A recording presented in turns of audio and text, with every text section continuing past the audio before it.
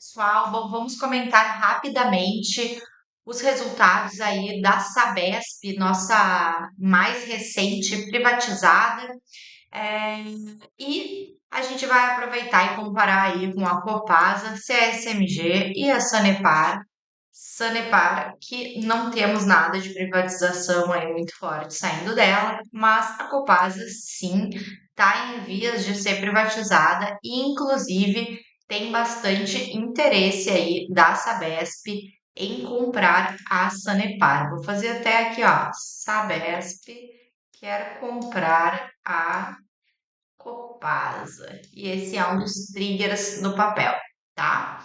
Vamos lá então. A gente tem aqui o quarto resultado da Sabesp, veio muito bom, tá? A receita não cresceu tanto, mas isso aí não é assim tão esperado que cresça mesmo, porque a gente sabe que esgoto, água cresce devagar. O que importou é aqui, ó, EBITDA cresceu 13%, com a receita crescendo 2%. Isso significa que a empresa está fazendo uma boa gestão de custos e despesas.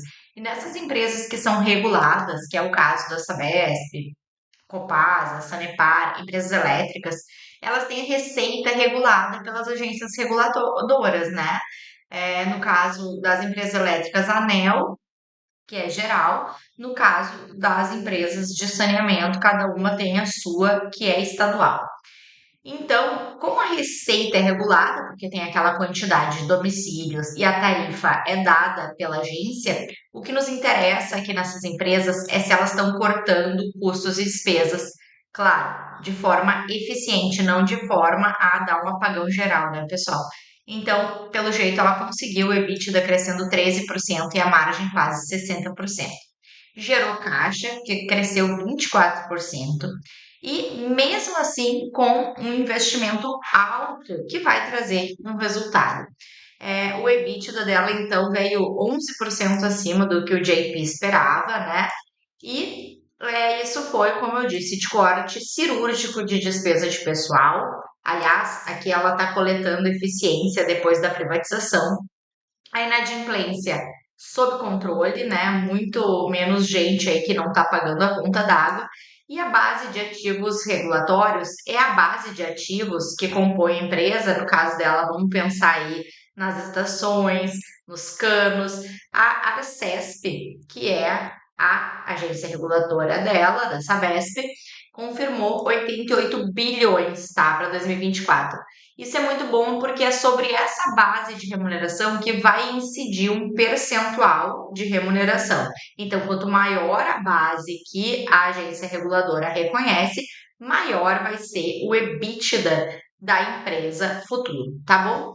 Então, agora o que a gente vê é que a Sabesp não é mais só uma tese defensiva e de pagamento de dividendos que segue lá, sem grandes emoções. A Sabesp, depois de privatizada, ela está procurando também crescimento. Isso porque ela adquiriu a EMAI, integrou aí água mais energia, porque com a aquisição da EMAI, ela ficou também com a usina de Billings e de Guarapiranga, e tem aí essa opcionalidade de gestão de reservatórios. E para ela, isso é muito bom, a gente vai ver mais adiante, tá? Agora, eu vou fazer uma comparação com as pares, tá? O fluxo de caixa gerado líquido sobre o valor de mercado da Sabesp tá pequeno perto das concorrentes e o preço sobre o lucro tá maior que o das pares setoriais. Isso porque ela é uma empresa que já valorizou muito depois da privatização. Falando em riscos aí, um dos principais que surge é sempre o medo da seca, né? Mas aí a gente tem algumas questões que mitigam um pouco, né?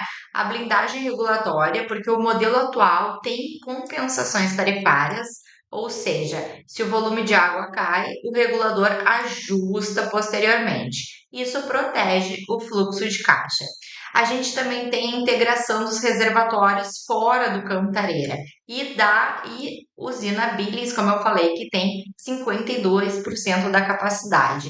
Então, isso é um fôlego muito bom aí para a Sabesp nesse risco. E por fim, né, os níveis cresceram da afluência, está em recuperação com as chuvas em São Paulo e o risco de racionamento severo agora está bem mais baixo. Bom, a empresa levantou nada mais, nada menos do que 1,5 bilhões em dívida aí, que são os Blue Bonds, que nem tem os Green Bonds para projetos sustentáveis. Os Blue Bonds, eles são os parentes, então a empresa emite dívida aí para captar recursos, nesse caso, para projeto de saneamento. E aí ela tá indo para uma expansão, né? Ela comprou 90% da Sanesol e quer comprar, muito provavelmente, a Copasa. Eles já falaram que estão olhando, que tem interesse, que o cheque é grande, né? Que eles têm para pagar, mas que estão esperando aí mais detalhes sobre como vai ser essa privatização da Copasa. A Copasa é a bola da vez, porque a Sabesp quer aí replicar o modelo de privatização numa outra empresa grande. A Copasa de Minas Gerais é enorme, né? É listada. Então, é, seria um movimento muito ousado, mas uma expansão muito importante e estratégica. Porque se a oferta da Copasa der certo, a Sabesp vira a maior plataforma de saneamento das Américas. Eu fiz uma comparação aqui, né? Quando ela comprou a EMAI, teve uma alta sinergia, pôde reduzir bastante custos e pouco risco, né? Mais operacional. Na Copasa tem uma altíssima sinergia, né? Um grande escala enorme teria e um risco médio, né? Porque ele entra aí numa regulação de Minas Gerais, que é um pouco diferente da regulação de São Paulo. Então, a EMAI, vamos aí pular da possível aquisição da Copasa para a EMAI, né? A EMAI foi um grande upgrade da Sabesp, né? Da Sabesp, porque incluiu o reservatório Billings, né? Que concentra 52% da capacidade de armazenamento da região metropolitana de São Paulo, né? Então ela conseguiu uma segurança hídrica muito grande com isso, né? Ela tem o controle do bombeamento da geração de energia acoplada ao saneamento. Ter esse controle é um sonho, né? Porque consegue mitigar vários riscos. Bom, agora vamos aí pro valuation, né? A gente está vendo as casas aí, ó, com um preço pequeno aí para um upside pequeno para a Sabesp, tá? E, e baseado nisso, em tudo que eu falei, a gente tem aí uma contradição, porque o upside está pequeno, mas todas elas têm recomendação de compra.